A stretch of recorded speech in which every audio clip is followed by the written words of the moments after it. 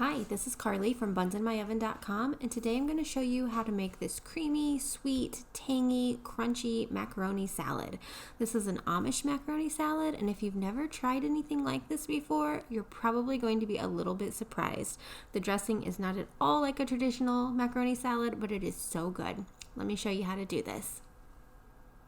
Okay, you're going to start by adding 4 cups of cooked macaroni noodles to a mixing bowl, along with 2 cups of Miracle Whip, and then you'll also need about 3 tablespoons of Dijon mustard.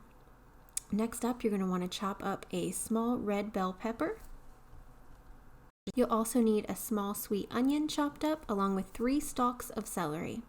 Don't forget to add a 1/4 cup of dill relish and about 3 large hard-boiled eggs.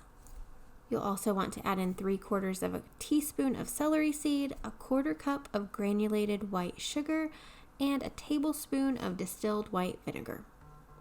Season it up with some salt and cracked pepper, and then start stirring it together. I know that the Miracle Whip and the sugar both seem kind of strange for a macaroni salad, but this is not your traditional macaroni salad. It's going to be sweet and tangy, and it's just so good. You have to trust me and give it a try.